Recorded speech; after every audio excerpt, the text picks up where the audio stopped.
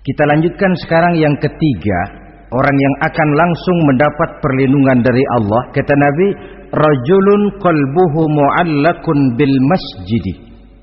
Seseorang yang hatinya selalu terpaut kepada masjid. Apa arti terpaut kepada masjid ini? Apa orang yang gak pernah keluar-keluar dari masjid? Tentu saja bukan. Apa gunanya di dalam masjid terus kalau kerjanya cuma tidur doang? Maksud terpaut kepada masjid ini, hatinya selalu berpikir bagaimana memakmurkan masjid. Jasadnya boleh saja ada di kantor, boleh saja ada di pasar, boleh ada di sawah, boleh ada di ladang, tetapi hasil daripada usahanya dia lalu berpikir bagaimana memakmurkan masjid. Sebab apa? Masjid merupakan center of activity, pusat daripada kegiatan umat. Kalau kita lihat fungsi masjid di zaman Rasul, di masjid beliau berdakwah, di masjid beliau mengatur negara, di masjid beliau mengadakan perundingan, di masjid beliau bermusyawarah dengan para sahabat. Pusat daripada kegiatan umat. Dan memakmurkan masjid ini dasarnya tidak lain karena iman kepada Allah. Prinsipnya bagaimana kita menghidupkan masjid dan bukan mencari hidup di masjid. Kalau sudah prinsipnya dibalik, bukan menghidupkan masjid tetapi mencari hidup di masjid, saya khawatir masjid akan ambruk. Nyatanya kadang-kadang masjid kita ini fungsinya belum maksimal. Kadang-kadang ada kok masjid yang bukanya cuma seminggu sekali. Jumat pagi jam 9 masjid buka, Jumat jam 2 tutup, buka-buka lagi Jumat depan. Seminggu sekali. Kelemahan lainnya manajemen masjid, terus terang sajalah kita bicara.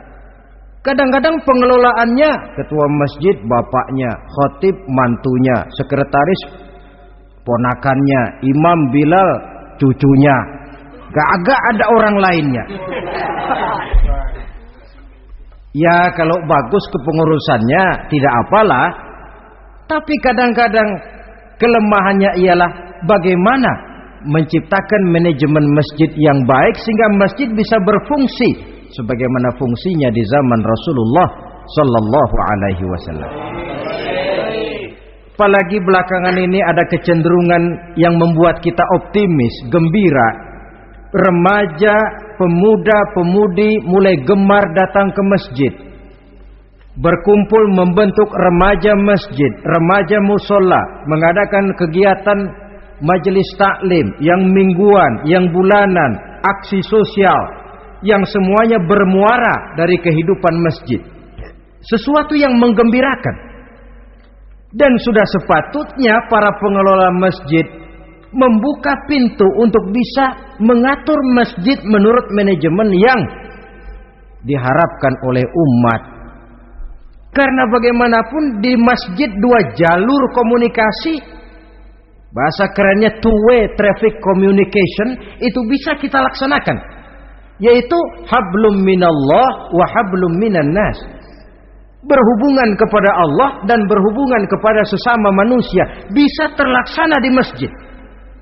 Berhubungan dengan Allah jelas saja lewat sholat misalnya.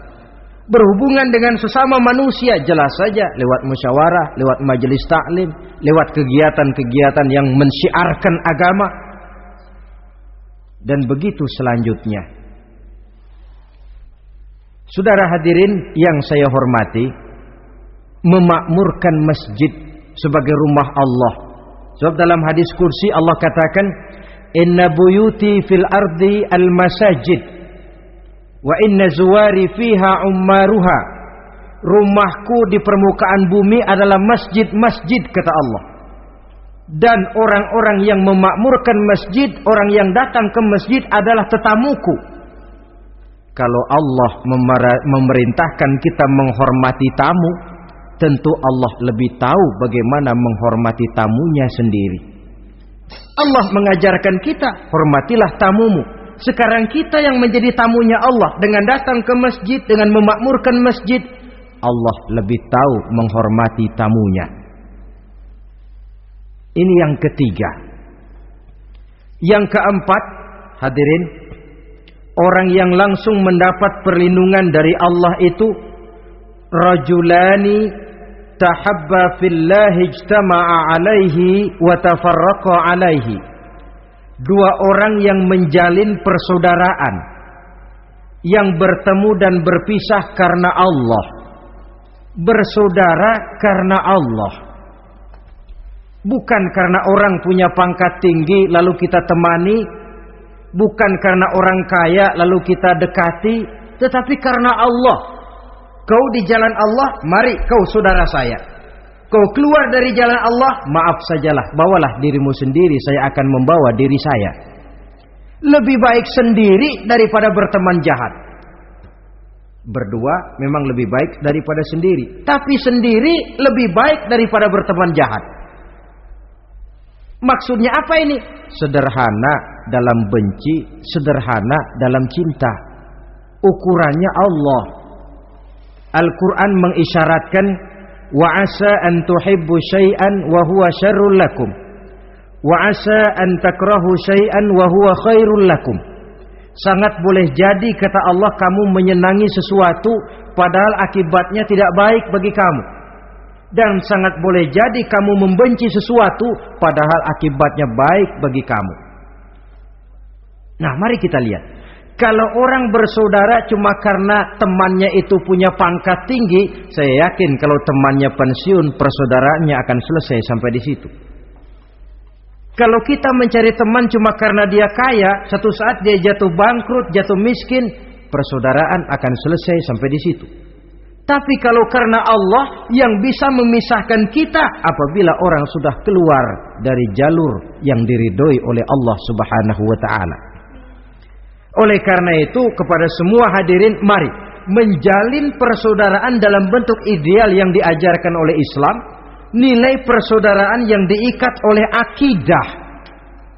Kalaupun harus benci, bencilah sederhana, tidak habis-habisan ngebenci orang. Kalaupun harus cinta, cintalah sederhana. Boleh jadi yang hari ini kita benci bukan main, besok kita senangi. Mungkin yang hari ini kita cintai mati-matian, besok sudah berubah menjadi yang kita benci. Sederhana saja, tidak usah berlebih-lebihan. Kalau nilai persaudaraan yang diajarkan ini bisa kita wujudkan, persaudaraan yang diikat dengan nilai akidah, maka dari persaudaraan semacam itu insya Allah kita bisa berbuat banyak untuk kepentingan diri, keluarga, masyarakat kita pada umumnya. Ini kelompok yang keempat.